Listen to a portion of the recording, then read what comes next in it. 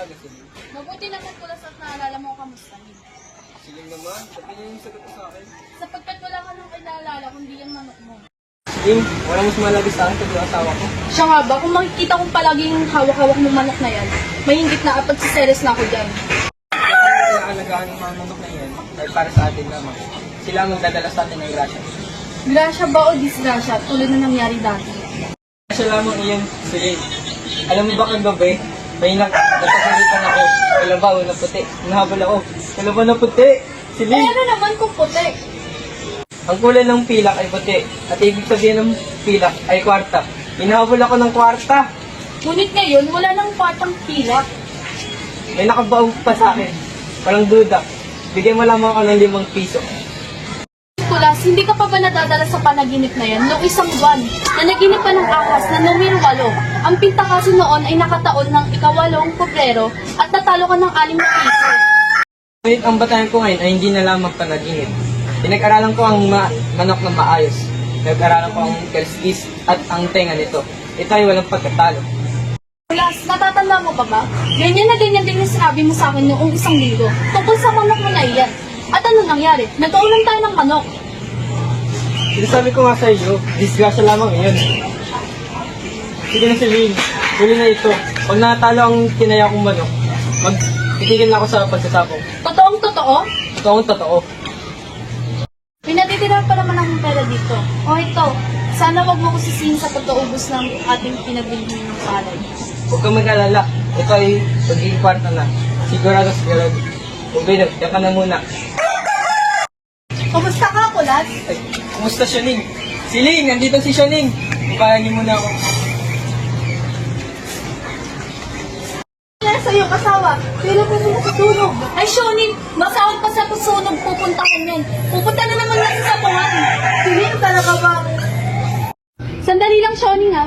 Tiban! Tiban! Ano mo ginalong Siling? Okay ba, 5 piso. Pumunta na naman yung amo mo dun sa sabungan. Kaya itaya mo yan, ipusta mo yan. Bilisan mo at baka mahuli ka. Ipusta ang 5 piso? Ano ba ito sila? Hindi ba ikaw naging sabungera na rin? Si Shoning naman, hindi ako sabungera. Ngunit sa pupunta sa sabungan si Kulas, pumupusta rin ako. Ay, hindi ka sabungera. Ngunit pumupusta ka. Hoy, sige, ano ba pinagsasabi mo? Ay, Shoning, tara at maupo ka muna at papaliwanag ko sa'yo. Huwag mo na lamang ipagpaalam kahit kanino man. Oh, huwag kang mag-alala sa akin. Alam mo ba, Shoning, pumupusta ako sa sabon upang hindi kami matalo. Go. Pumupusta ko ng sabon upang hindi kami matalo. Siling, pinaglalaroan mo yata ako. Hindi. Alam mo'y marami kami nawawalan ng kwarto. Sa kasabong ni Kulas, nag-aalala na nga ako na darating na araw na magdidildil na lamang kami ng asin. Pinipilit ko siyang pigilin, ngunit madalas kami magkagalit. Upang huwag kami magalit at huwag maubos ang aming kwarta, ay umiisip ako ng paraan. May isang buwan na ngayon na tuwing pupunta si Kulas sa kanyang manok, ay pinapupunta ko si Tiban sa sabungan upang kumusta sa manok ng alaga. Sa anong dahilan? Pes, kung matatalong ang manok ni Kulas, ay nananalo ako. Kung naman matalo ay nanalo si Kulas. Kahit ano man ang nangyari ay hindi mababawasan ang aming kwarta. Ikaw kasi, sukat ka ba nang pumili ng bahay sa tapat na sabungan? Ay, ito na si Tiban, tumatakbo! Aling Siling, nanalo tayo. Nanalo tayo! Oo. Tiban, at sige na, pumasok kami sa kusina at baka makita pa tayo ni Kulas at mahalata pa tayo sa ginawa natin. Tiban, nanakabit tayo, Siling.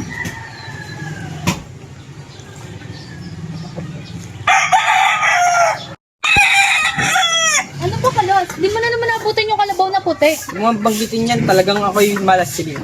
Iyo'y disgrasya. Ang manok ko ay nananalo ng sandali. Ako'y talaga yung malas. Ayan ang hirap sa subal, Kulas. Walang pinanghawakan, kundi ang swerte lang. Isin na sabungan yan. Ayoko nang makita yan. Sinusumpa ko yung sabungan na yan. Naway sana magkatotoo yan, Kulas. Oo, Siling. Pinapangako ko sa'yo na hindi na ako maipagsabong ulit.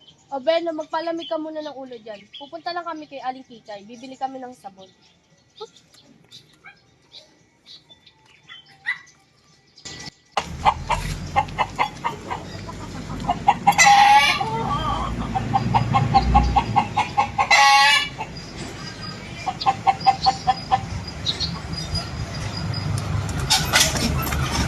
Kulas! Kamusta ka na? Lagi na lang ako natatalo sa sabong. Kanina pa. Lumundag ang aking manok at pinalo ng kalaban. Pero sa huli, lumagapak ito sa tari ng kalaban. Bakit naman? Wala pa namang maraming talo sa'yo ah. Ano bang walang marami? Halos tutong na lang ang natira sa aming nagtitipon. Ngunit hindi tamang atira nang huwag ka nang magsabong. Ano bang hindi tama? Sapagkat pag hindi ka na nagsabong ay talagang patuluyan ng perdidang kwartang natalo sa'yo. Samantalang kung ikaw ay magsasabong pa, maaaring makabawi. Hindi Nestor, lalo akong mababaon.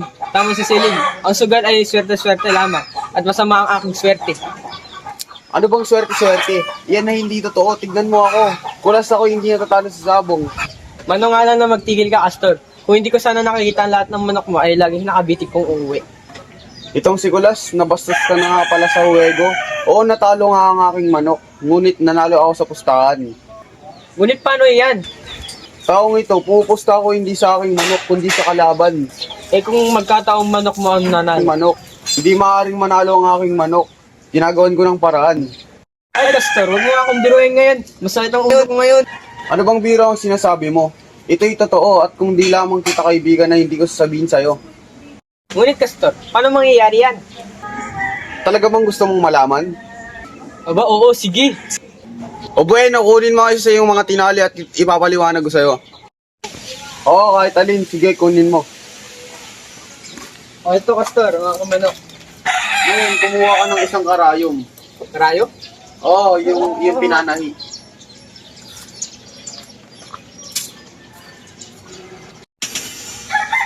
Ito ang karayo mo. At magmasid ka. Lahat ng manok ay may litid sa paa. Tignan mo, matuwid pang lumalakad ang tinaling yan. Walang sino man makakalata sa ating ginawa. Eh, hindi na nga maaari manalo ang manok na iyan. Siguro ay matatalo. Ngayon ay dapat na lamang gawin ay magpunta sa sabungan ilaban ng manok na yan at pumusta ng palihim sa kalaban. Pandaraya, ngunit po Diyos, sino bang tao ang nagkukata sa sugal na hindi gumagamit ng daya? At bukod dyan ay marami ng kwartang natalo sa iyo. Ano ang masama dun? Astor, kung sa bagay, malaki na ang natalo sa akin. Akala mo sa mga pagkatalo mo yan ay hindi ka dinaya? Kung sa bagay, Nakita mo na hindi ka mandaraya, kulas, gaganti ka lamang. may katwirang ka. Oh, ano pa ang inaantay mo? Tayo na. Alam mo, ang aking asawa ang may hawak na supot sa bahay na ito. Nako, itong si Kulas, talo na sa sabong ay dihado pa sa bahay. Bueno, hintayin mo siyang ngunit laki-lakihan mga iyong hihingiin. Oo, Astor. Oh, ano na naman? Siguro dumating si Celine. Alam mo, ayaw kang makita niya rito. Huwag ka sanang magalit kung maaaring maalis ka na. O pero, alis na ako, sumunod ka na lang ha.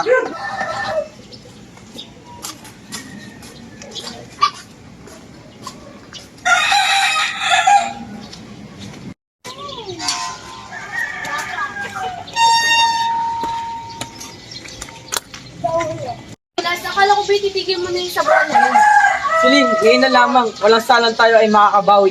Itong si Kulas, parang presyo ng asukal or sa nagbabago. Celine, ngayon na lamang ito. Pag ako natalo pa uli, papatayin mo na ang aking tinali. Pinapangako sa iyo yun. Ngunit pangako, pero napapako. Hindi, Celine. Iyan si Sioning, ang ating testigo. Siya nga naman, sige. Bigyan mo na ako ang testigo. O Beno, ito na lamang ha. Oo, Celine. Itaga mo sa bato. Magkano ba ang kailangan mo? 20? 20? Oo, 20. Sus, Mariosep! 20. Para tayo makabawi uli. Sige na, siling. Dahil ito naman ay kakuli-hulihan na. O Beno, ito. Salamat sa iyo, Celine. Ito ay kwarta na. Diyan na muna kayo, ah. Tiban! Dali ka! Opo, Aling Celine. O ito, 20. Tumaya ka doon. Pumunta na naman yung amo mo sa sabungan. Madali ka, Tiban. Ipis sa manok ng kalaban. 20?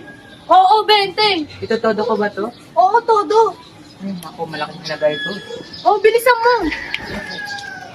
Naman, Shining, ba't mo pa inuyanan si Kulas? Hindi bale. Total, wala naman kayo sa pagkatalo. Bagay, ngunit hindi lamang ang aking kwarta ang aking pinaparamdam. Eh ano pa? Ano pang masasamang bunga ng bisyo, Shoni? Alam mo naman ang bisyo ay nagbubuntot ng karaniwang kasamaan ng bisyo. Ay pandaraya, pagnanakaw at kung ano-ano pa. Ngunit nangako naman na si Kulas na ito na ang huli. Oo nga, ngunit isulat mo sa tubig ang pangakong iyan. Ang hirap sa isiling eh. Hindi mo tigasan ang loob mo. Noong ang aking asawa hindi makapagtrabaho sa monte, pinuntahan ko siya sa kanilang club at doon pinagbumura ko siya mula ulo hanggang talampakan. E di nooy hindi na siya nakapunta sa club pa muli. Ngunit hindi mo pa ba natatandaan, Shoni, na ikaw naman hindi makalabas ng bahay, na may 5 araw, hindi ba dahil sa nangingitim ang buong mukha mo? Oo nga. Ngunit yun ay isang dali lamang. Pagkaraan yun, stop yan, tsokolate na naman kami. Hindi ko yata magagawa yan, mas mabuting mag-kiss na lamang ako. Ayan, tila tapos na sila magsultada. Sino kaya ang nanalo? Malalaman natin pagdating ni Tiban, siya umuwi agad upang wag sila mag-abot ni Kulas. Pag-ingat ka naman sa pagtitiwala ng pera kay Tiban. Huwag kang mag-alala, siya ay makakapagkatiwalaan. Ngunit tandaan mo, ang kwarta'y mainit pag nasa palad na ng tao. Huwag kang mag-alala. Ay naku, natalo tayo ulit siling. Ha? Natalo tayo? Sige, di bale, nanalo naman si Kulas. Sige na, pumasok ka na doon at makita ka pa ng inyong amo. Magahangiyang paraan mong yan, Celine. Siya nga, O bakit parang nalulungkot ka? dahil sa nanalo si Kulas? Kay manalo ka, kay manalo si Kulas. Hindi pa rin naman mababawasan na kayong kwarta. Ikaw pa rin naman maghawak ng supot. Oo nga, ngunit ang inaalala ko ngayon, nanalo si Kulas, lalo siyang mananakit sa sabungan. Ay siling, talagang masama ang aking swerte. Hindi na muli ako mapagsabong kailanman. Ano nga mo? Sinasambong yan, sinusumpa ko na yan. Ngunit hindi ba ikaw yung nanalo? Kala naman ako sa 20 ko. Naku Kulas, huwag mo na akong ululin. Alam ko nanalo ka sa sabungan. Paano mo naman nanalo ako? Visit na kastor na yan, dapat hindi na ako nakinig sa kanya. Kulas, hindi mo na ako makakuha sa drama na yan. Ibalik mo sa akin yung 20 na yan. Makakulit ko na ako makakuha ng dalawang piso. Ano mong nagagawa na sa isip mo? Sinusumpa kung hindi na ako magsasabog. Sino ang nagsabi sa iyo yan? Si Tiban, nanggaling siya sa sabungan. Teka, baka si Tiban ang kumuha ng kwarta. Siya nga pala? Sabi ko sa'yo, huwag kang magtitiwala. Tiban! Tiban! Ano po yun? Tiban, hindi ko akalain na ikaw yung magnanakaw. Magnanakaw? Ako? Bakit po? Uli mo sa akin yung pera. Ano pong pera? Yung dala mo kaninang 20. Natalo po eh. Sinungaling ka. Natalo ka. Ngunit natalo rin si Kulas. Sino yung nanalo at nasan yung kwarta? Ha? Ano po? Kung ako natalo ay... Nagnakakay siling? Hindi po. Pinapusta po ako ng aling siling. On, Hindi, Kulas, pupusta lamang si Siling sa manok ng kalaban mo. At ako'y kinakalaban mo pa, ha? Huwag kang magalit. Tumataya lamang ako dahil para makabawi tayo. Kahit manalo ang aking manok, ay baliwala lang rin. Siya nga, at kahit matalo ang manok, bali mayroon din. Ang kahima sa akin manok. Parang akong gago lang. Teka muna, liwanagin muna natin yung 20. Tiban! Tiban! Ako man ay natalo sa pinupustahan sapagkat sa manok ng kalaban din ako pumupusta. Naku, at lalong nag-blackout. Taka sa kalaban ng manok? Alam mo, pinilayan ko ang aking tinali upang sigurado matalo at pumusta ako sa manok ng kalaban. Ngunit kabibitiw pa lamang ay tumakbo na ang manok ng kalaban at nanalo ang aking manok.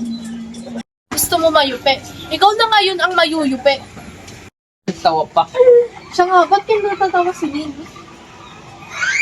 Tutuwa, Shoning. Dito ka na lang mamaya magapunan sa amin, ha?